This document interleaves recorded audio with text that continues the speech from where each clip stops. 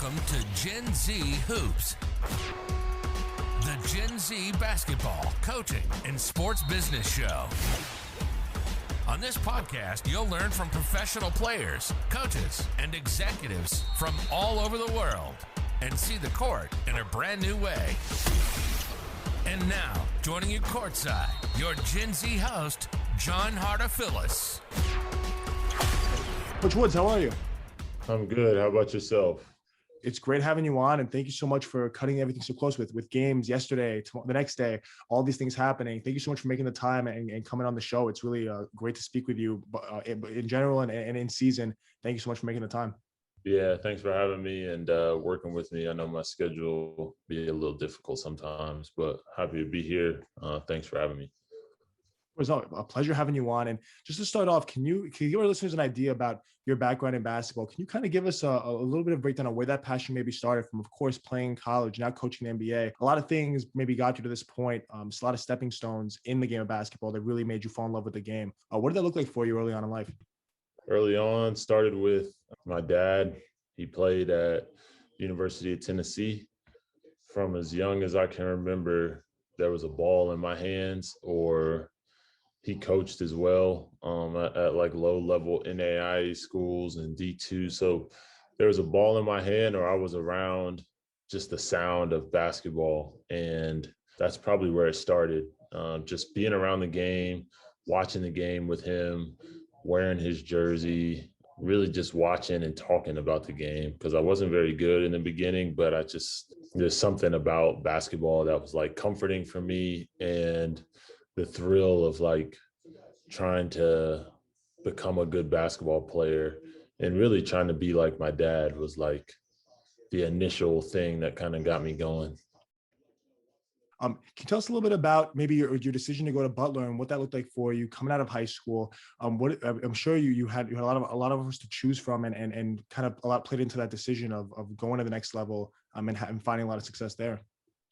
Yeah, so at the time I was living in Louisville, Kentucky. That's where I went to high school.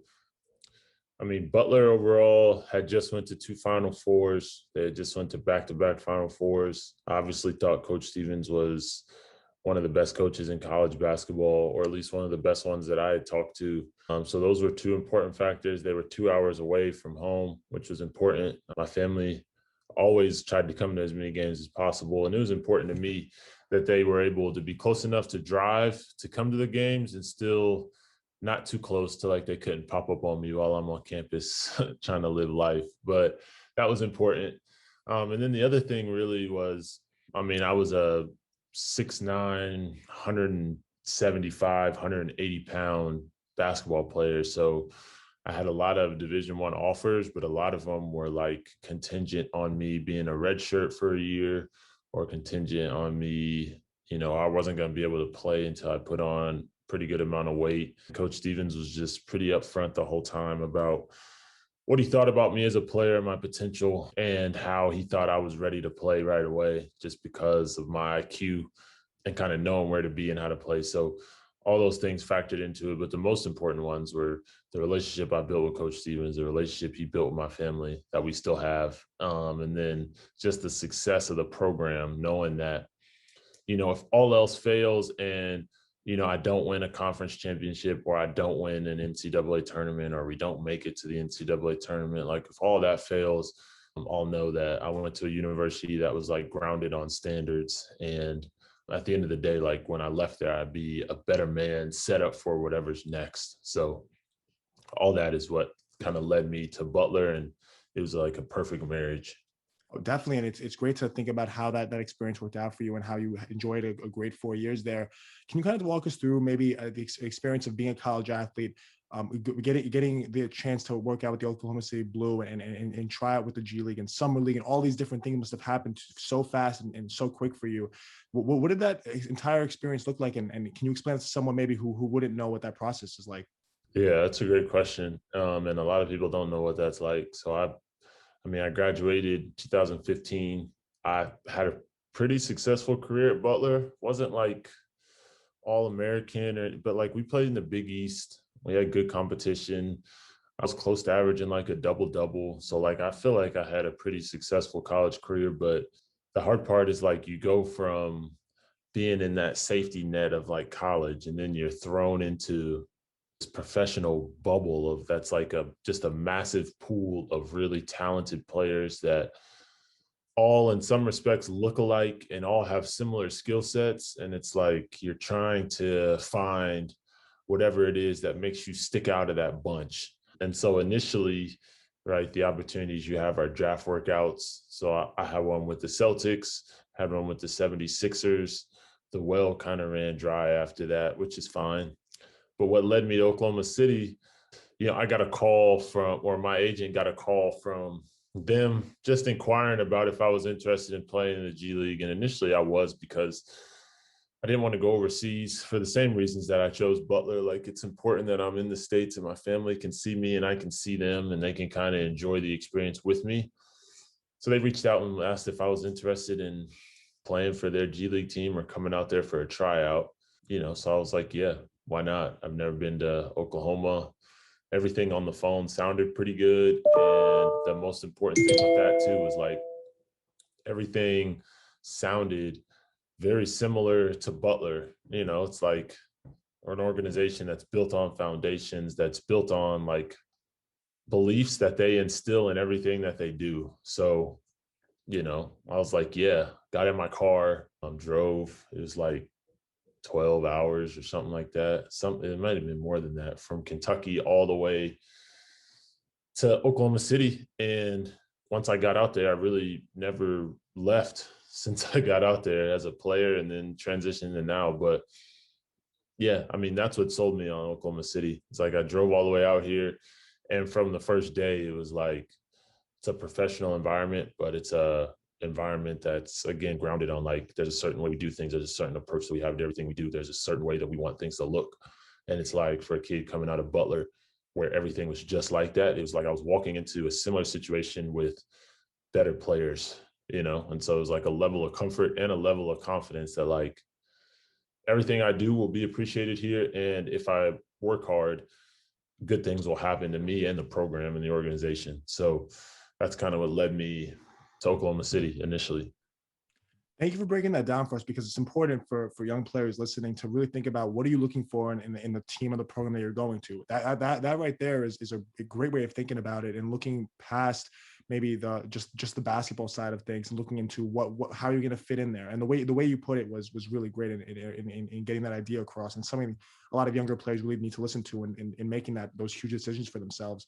I'm curious, of course, kind of getting into that G League when it first transitioned from the D League into the G League, and going through your time there.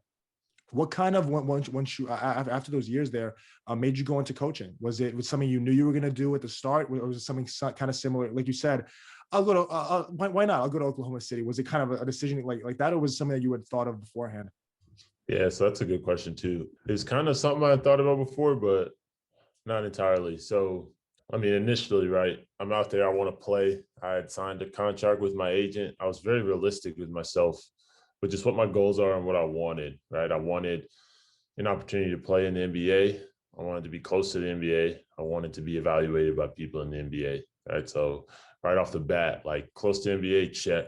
Evaluated by people in the NBA, check.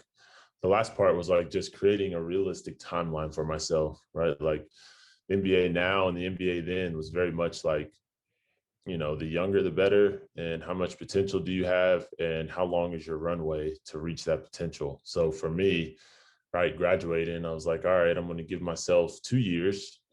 At the end of 2 years, that's when my contract with my agent is up and I can just reevaluate. So year one went well.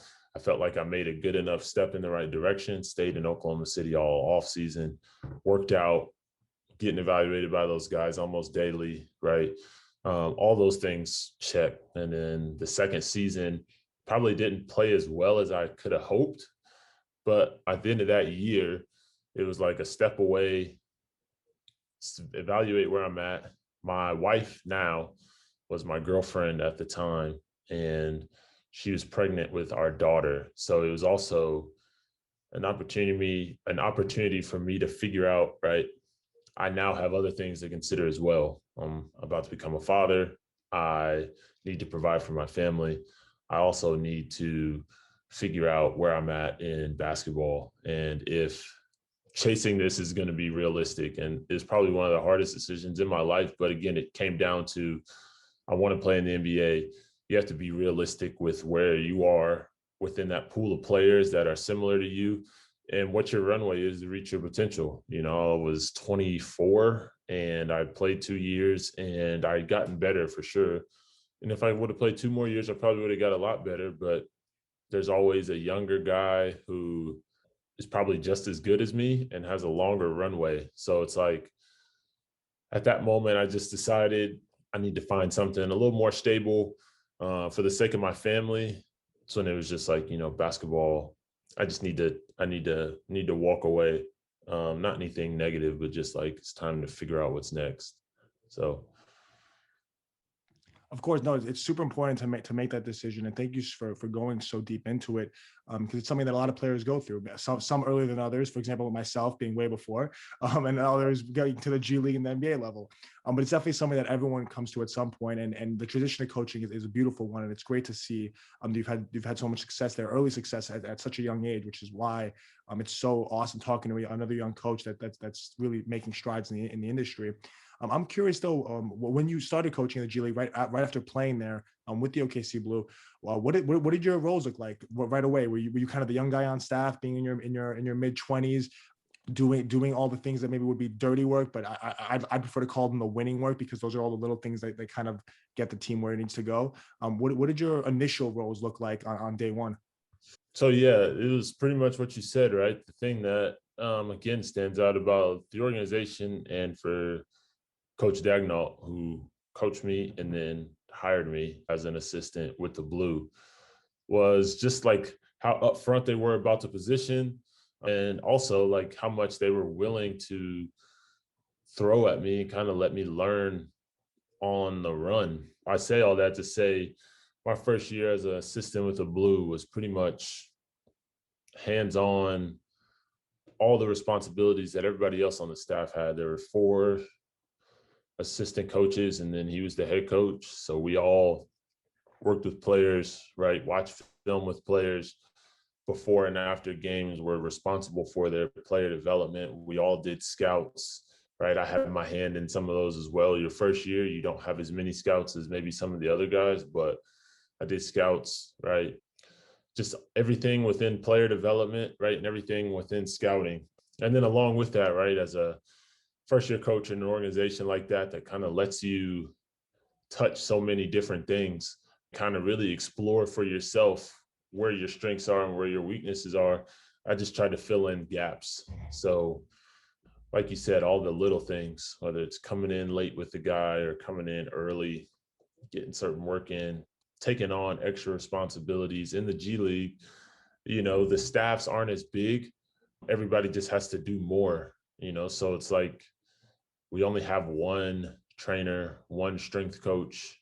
We travel commercial. So it's like, you got to help with the bags. You know, you got to help load up the bus, unload the bus. You got to help with the equipment, you know, and it's like, whoever can do that and fill those gaps, you know, it just like gives you more experience in so many different areas while taking on a big workload. So that's kind of how the year one went. And, you know, looking back on those things, it's like all those experiences, all the people you meet, all the players you worked with and helped develop along the way. It's like all that stuff is super important to where I'm at now. It's helped get me here now. But, you know, first year was awkward. It was like I was coaching guys that I played with, lived with, 4 or 5 guys on the team that were older than me significantly.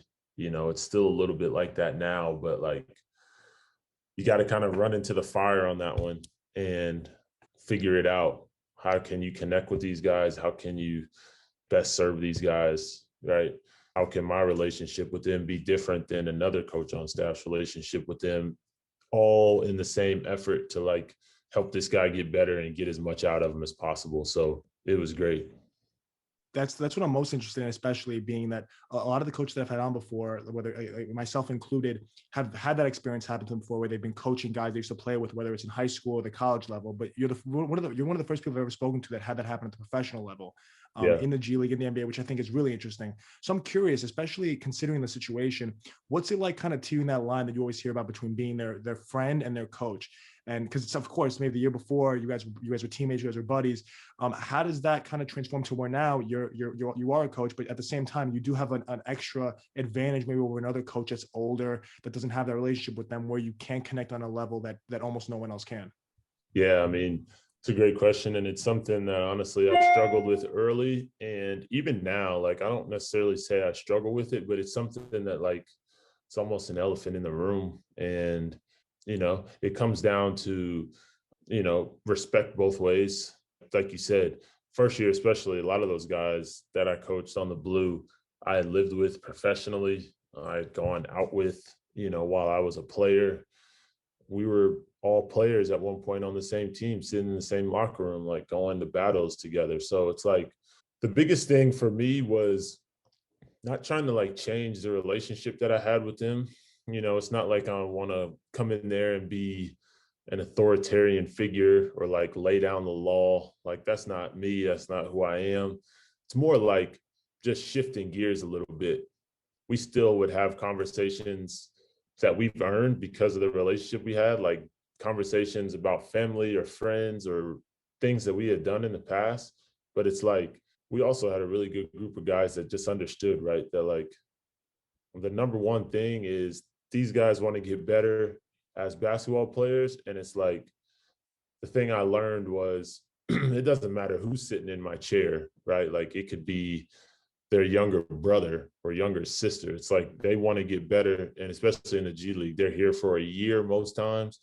And then they're trying to move on to another opportunity. So it's like, yeah, Cam, we were buddies. We lived together. Well, now you're here and you're who I'm working with. And it's like, how can you help me get better as a player? So it kind of pushes all that stuff out to the side and it challenges you. It challenged me to like figure that out and like use all the resources that I had, whether it's coaches or anything within the organization, figure all that out. Because like I said, that's the guy's number one goal. How can I get better? How can I help the team?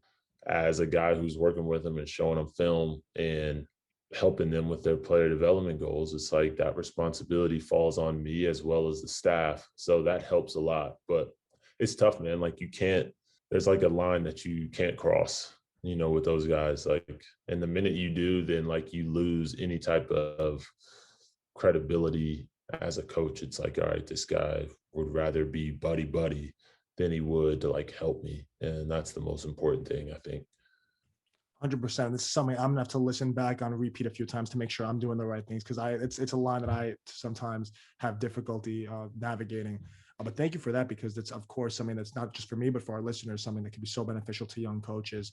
Yeah. I'm kind of curious too, especially being someone that we spoke about how you were a young coach going from playing professionally to now coaching the G League, but now also you're currently coaching in the NBA with the Oklahoma City Thunder, going from the Blue to the Thunder. Can you tell us about that process, having that transition happen so quick in your mid-20s, making that switch? What did that look like for you? Maybe what did the call up look like going to the NBA, and how much has your role changed joining a much bigger staff with different responsibilities?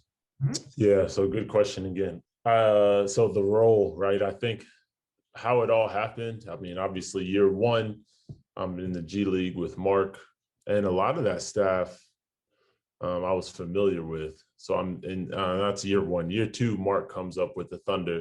He's an assistant. Grant, who was on staff with me, my first year, they hired him as the head coach of the Blue, as well as one of the assistants that was with the Blue, David Akinyoye. He moved up with Mark.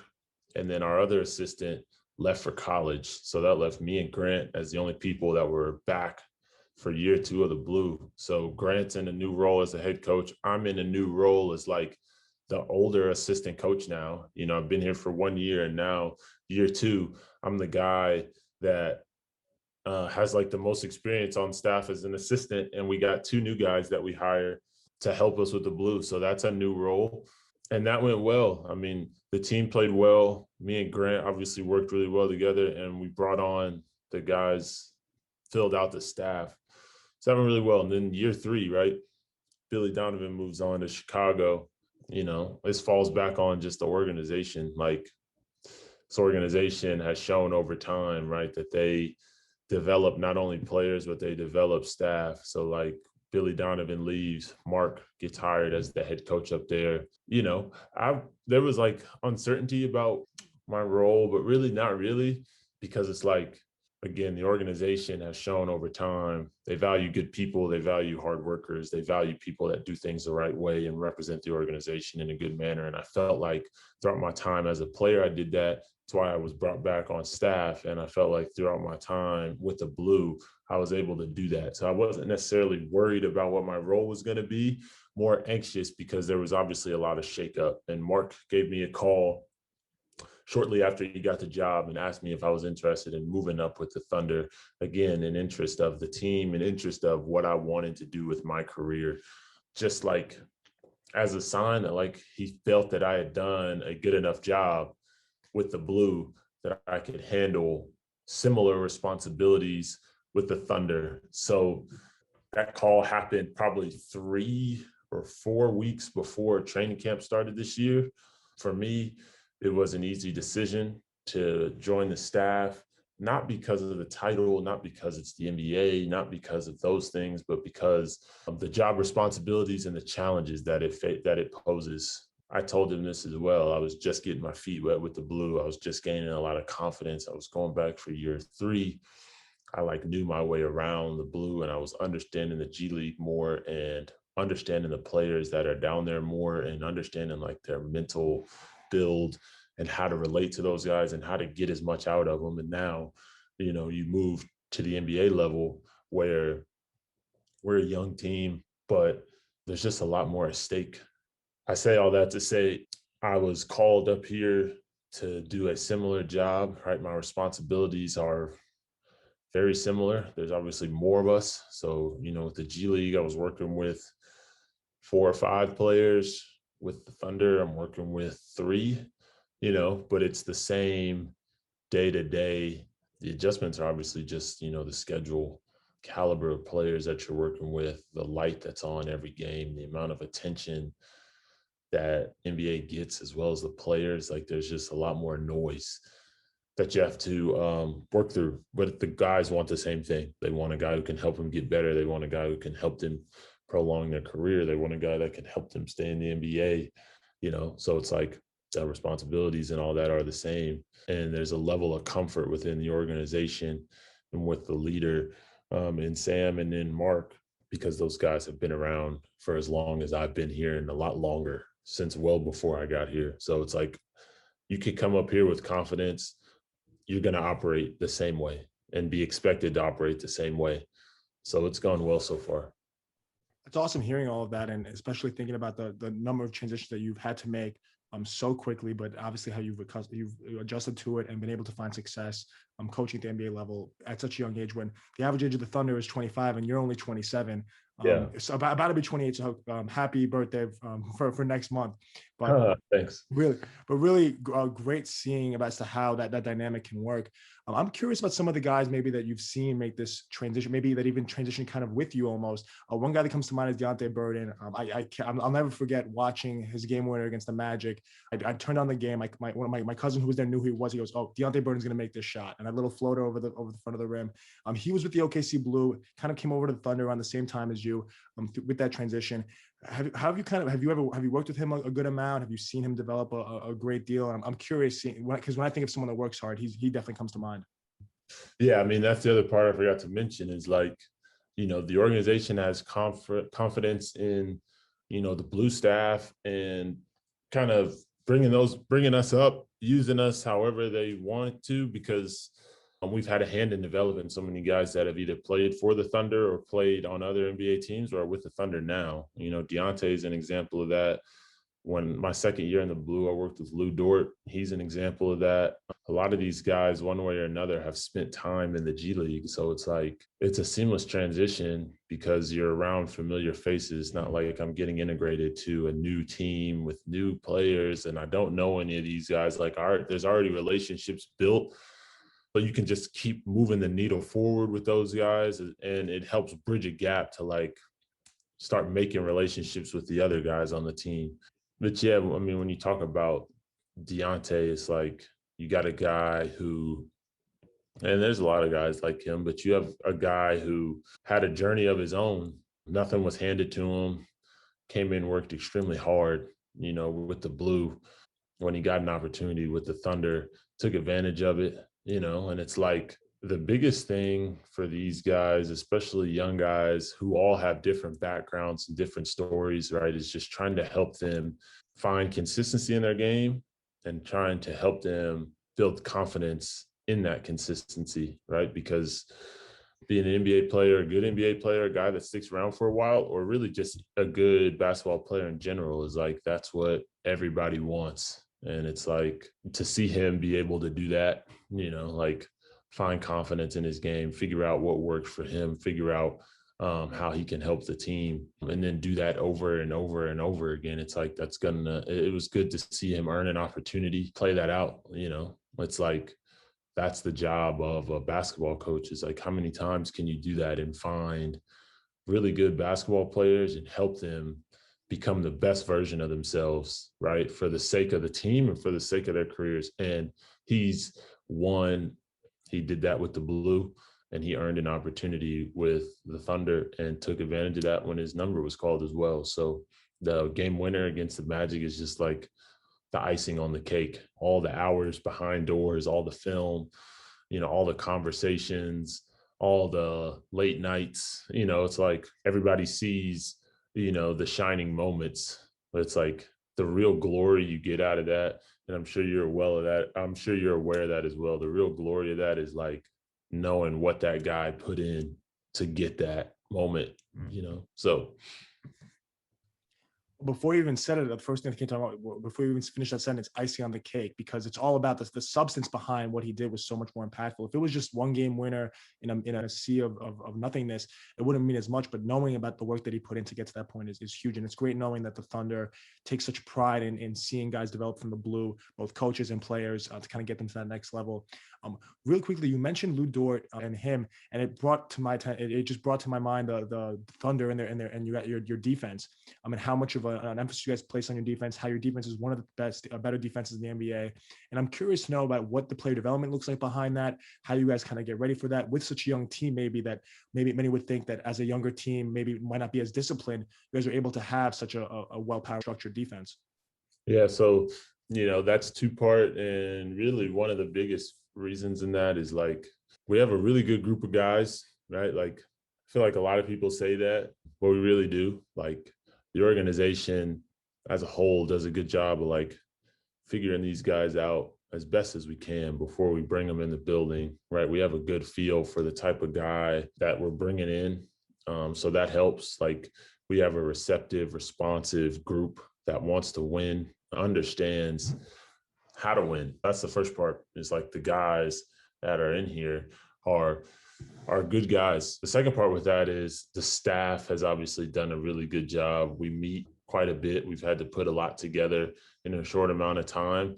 But at the same time that I say that, like, the majority of the staff that's put together this year has been here for the last 4 or 5 years, some even longer than that, in some type of role. Not everybody was a Thunder assistant coach, but a lot of people were here in some roles. A lot of them were with the Blue, right? A lot of the guys on the staff were with the Blue. A lot of them were with the Thunder. So it's like we all know each other pretty well, and nothing that we're doing is new or extremely different from years past, right? So right off the bat, right, what that looks like player development wise is like we have confidence sitting down with the guy one-on-one and talking through our coverages, our terminology, right? Because it's the same thing we've always done. It's not like we need to cross-check and make sure that I'm using the same terminology as another coach, or I'm not telling a guy something different that we're not supposed to be doing. So the staff is really good with that. And then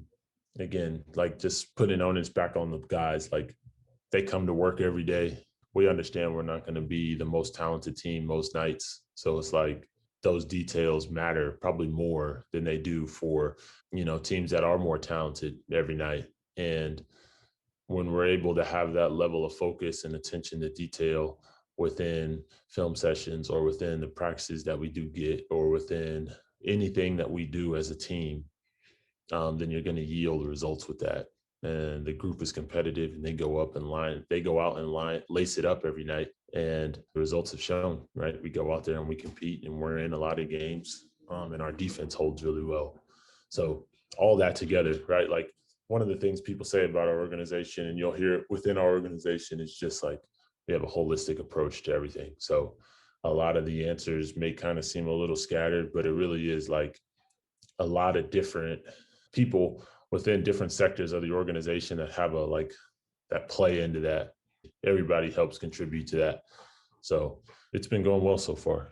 Definitely. What I take from that is it's just a recipe for success, both with a strong culture, a team that's buying in, and the outlook in the future for the Thunder is tremendous. Being that you guys are already such a young team, and that's over. That's what many, some would say over for me. I'm sure you guys same thing. You guys are right where you guys want to be. Right, winning games is where you guys expect to be. Right there in the midst of things, with the Western Conference being so competitive, obviously it's going to be tough down the stretch.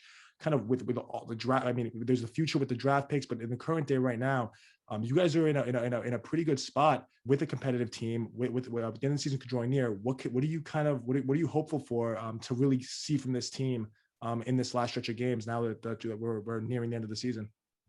The thing that we're doing right is we have a new staff, right, and we have a young team, right. So the thing that we're looking forward to finish this season out, right, these last however many games, is to be as competitive as possible, right? And right, similar to like the first half of the season, we're just trying to instill, right, the same winning culture, winning mindset that this organization has had since they were brought to Oklahoma City, right? So it's like, that's the other thing that helps, is like, we're not necessarily always looking at just the next game and evaluating just that game afterwards, right? It's like we're seeing the bigger picture to everything and understanding that we have a really good group of players here, and that's going to continue for as long as we're here. So it's like the most important thing we can do is instill that winning mindset, instill the mindset that we're going to do things a certain way, and we believe that when you do those things a certain way, it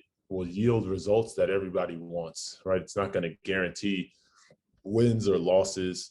It's not going to guarantee that things are going to go our way, but it gives ourselves the best chance, right? And so far this year, I feel like we've done that for everything that you said, all the results that we've gotten, right? We have a team that competes every night. We have a team that executes, right? We have a staff that works extremely hard. We have an organization that's on the same page with the staff and everybody in the building. So it's like our job is to continue that, right, and not take any steps backwards, right? We don't control a lot of the decisions that the organization is going to make, but we have a hand in what that looks like and what foundation we're laying for the years and years to come, right? There's already been a solid one built. The organization and the team have been good for so long.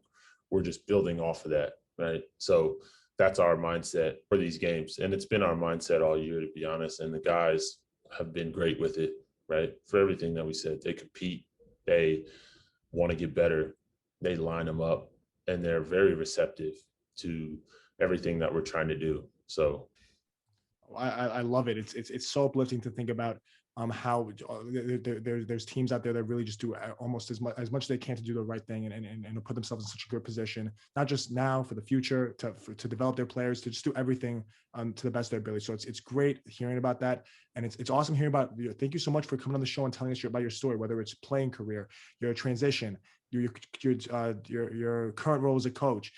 The team that you're a part of. It's just, thank you so much for coming on and sharing so much with us about all that, because this really was a great episode that I took a lot from, personally relating to so much of what you said, but I know our listeners also will enjoy so much too, with such a fun, the great career that you've had and that you will continue to have, and the fun young team that you're a part of. So thank you so much for coming on the show.